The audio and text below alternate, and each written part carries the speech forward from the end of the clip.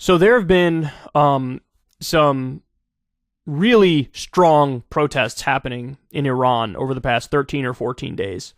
And in many ways, the country is sort of on the brink. So I wanted to show you guys some news clips on it here, give you the genesis of it, and then talk about what I think of it and where it's going from here. So let's watch. This is Sky News, which is an Australian broadcaster. Let's see how they cover it.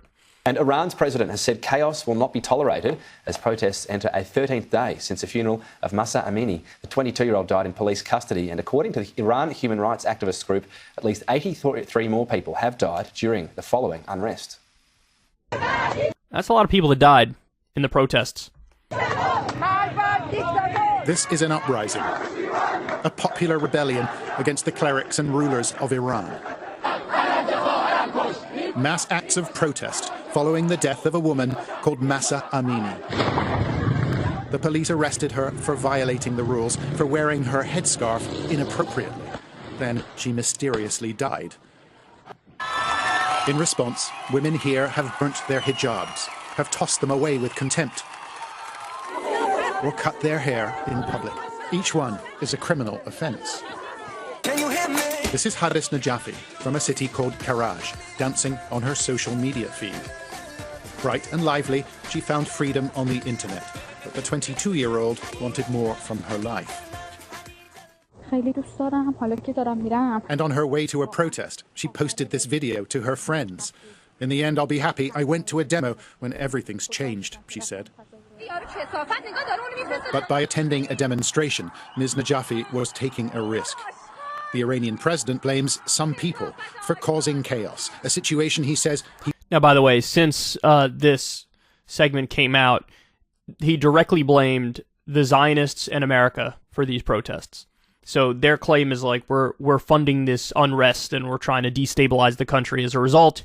And so they're sort of sweeping under the rug or not acknowledging or totally overlooking the genesis being this young woman who was basically taken by their morality police, their virtue police, and potentially killed over religious fundamentalist concerns, and how that's sparking an uprising among, a young, relatively secular population. Iran is a very young country, and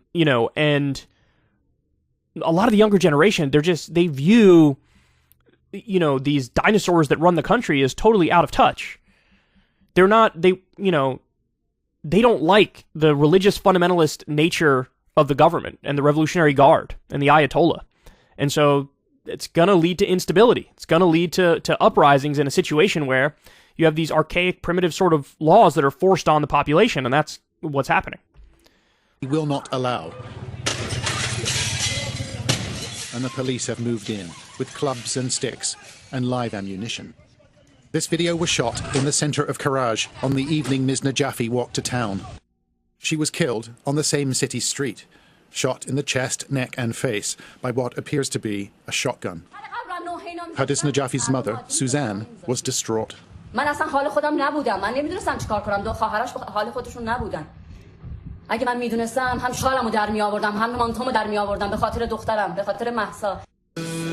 police say Mahsa Amini died of a heart attack, although few believe it. While the Najafis were ordered to lie, they say, about the cause of Hadis's death. We spoke to a family friend. Come on, man. Come on. They're so brazen. They just expect these families to fall in line and do as they say, but now the real information is getting out because they're being honest about what they're being told to say and do. And this is why there's a massive uprising. People are not having this bullshit anymore. After the burial, the authorities threatened them, telling her parents to say Hadis was in a car accident, or that she'd died from a brain injury, that she'd died a natural death. More than 76 people have lost their lives in wave upon wave of unrest, and the clerics who run this country are clearly rattled. There's a new generation of people from Iran who no longer want them in charge.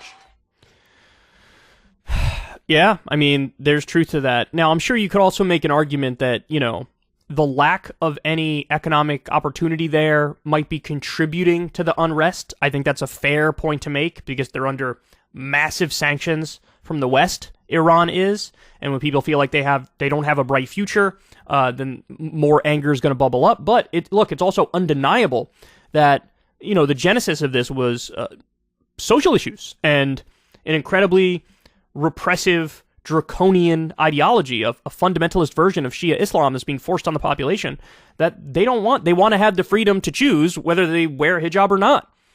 And, a young woman being killed because she didn't cover her head effectively. I mean, this is leading people, quite understandably, to melt down.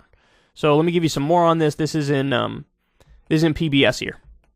The Islamic Republic of Iran is no stranger to popular uprisings. The regime cracked down on protests in 2009 and again 10 years later. But the demonstrations sweeping the country today are different. They're being led by young people and are playing out both in the streets and online. After 2 weeks of protests and brutal government backlash, Iranian activists, predominantly young women, remain defiant. The protests started earlier this year over high prices, but erupted in mid-September after the death of 22-year-old Mahsa Amini.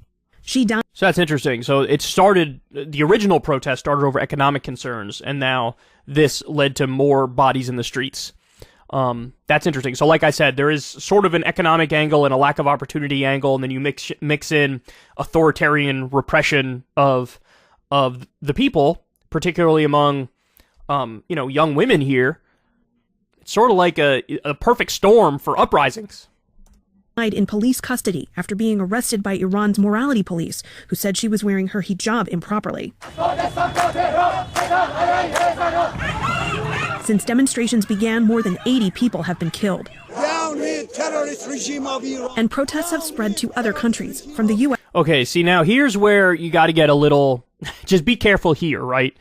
There was somebody who was making the rounds on all the corporate media outlets who was making the argument that, because of how repressive and draconian this government is and how they're oppressing their population, and you got all these young people in the streets who are demanding change, and because of that, it's incumbent upon the United States, they better unleash another round of super draconian sanctions on the government. Whoa. Hold on.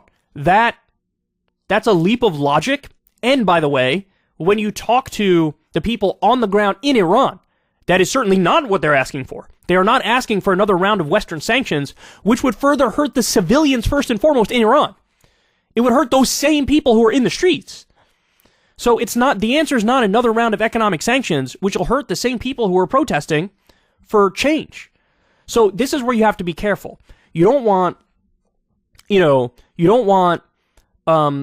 people who are speaking for the protesters who are not really representing the will of the protesters. And that's what's happening in Western media. Now they're conflating, like, oh, if you stand with the protesters, then you should want to do a coup in Iran. Whoa. No. If you stand with the protesters, you should want to do more economic sanctions, which would hurt the protesters and their families. No. See, this is where you have to be careful. This is where nuance is important. Now, look, I would love to see the regime in Iran, from a bottom-up organic sense, have the people in Iran be able to change the regime in Iran to make it, coincide much more with human rights and freedom and liberty. I would love to see that, but I would not love to see this be used to push for more far-right authoritarian policies, which will further isolate the people of Iran and screw them over. So I'd love to see change there. I would love to see, some semblance of a new government form, right? But what I definitely don't want to see is this be used in a nefarious way to call for more sanctions, call for a Western-backed coup, or to kill a potential new nuclear agreement. So all that needs to be said. All that needs to be said, because again, you'll have some bad actors use this to make excuses for more of the wrong policies. To Turkey, where an Iranian woman cut her hair, a popular act of resistance. Today, men and women in Iran are united in wanting to destroy the Islamic Republic forever. When women are liberated, then the whole society will be liberated. Hello, TikTok. This is me talking from Iran. But with social media the preferred battlefield for this generation of protesters, even those Iranian women staying inside are finding ways to speak out. To help us better understand Iran's Gen Z protesters, I'm joined by Holly Dagres. She's a fellow with the Atlantic Council, a Washington-based think tank, where she is also the editor of the Iran Source blog.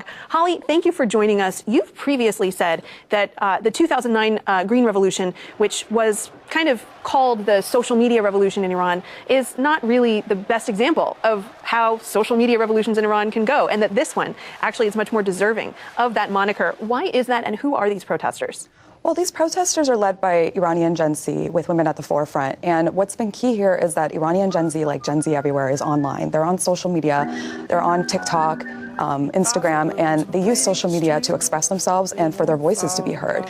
And we've seen they've even used social media as a form of expressing themselves through lyric. Shervin Hajipour, a singer that's based in Iran, actually used the tweets from actual Iranians as part of his lyrics. And some of the needs and wants included the ability to kiss their lover in the streets, to dance in the streets, and for freedom. And unfortunately, Shervin Hajipour was arrested by security forces. Yeah, so look, two things have to be true at the same time here. On the one hand, we know what sparked these protests. We know what led to these protests. And you should stand with the protesters in solidarity. What they're asking for is very basic. Basic freedom, basic liberty, basic justice. An end to the nonsense so-called morality police. Really, they're the immorality police. An end to, this enforced authoritarian fundamentalist version of Shia Islam on them from the top down. They just want to give people the freedom to choose how they live their lives. So you have to 100% support that. No ifs, ands, or buts about it. The only thing I'd caution is, again, beware of nefarious actors using this to then turn around and say, which is why we need more sanctions on the innocent people of Iran, or which is why we need a Western-backed coup against the government. No. Look, for the U.S. government and the hawks, sit this one out, dog. Sit this one out. And we all know the history of Iran, or at least if you watch this show, you almost certainly know the history of Iran. The U.S. got involved in Iran. There was a democratic election of, I believe, a communist named Mohammad Mossadegh. And Mohammad Mossadegh wanted to basically nationalize the oil in Iran and take it back from the control of Britain and the U.S. And soon as the CIA saw, they said, that's not happening under our watch. So we did a coup of a democratically elected leader in Iran. We put into place the Shah, who was a brutal dictator. But by the way, the Shah was also secular, right? So the upside of the Shah was that he was secular, so believed more in social freedoms and wasn't a religious fundamentalist. The downside of the Shah was that he was a brutal dictator, and he was a puppet of the West, right? And so we had the Shah in control so we could keep jacking their oil and their natural resources. And then that's what led to the 1979 Islamic Revolution, is that you had this Western-imposed puppet dictator who was in charge. And so some of the only organizing that people in Iran could do was in the mosques. One of the few places they weren't being spied on as aggressively was in the mosques. And so they organized there. They had the 1979 Islamic Revolution, and that ushered in, of course, regressive, primitive social policies and authoritarianism. And so now my point is, you cannot have war hawks in the West and the U.S. government, or any Western government really, come out, oh yeah, we support the protesters, and because we have nefarious motives. Everybody knows we have nefarious motives. We know that we want to put in another puppet that represents our corporate interests, right? So all I'm saying to the war hawks and to the governments in the West is, sit this one out. Okay, we see your record. But for the people in the West, yeah, support the protesters.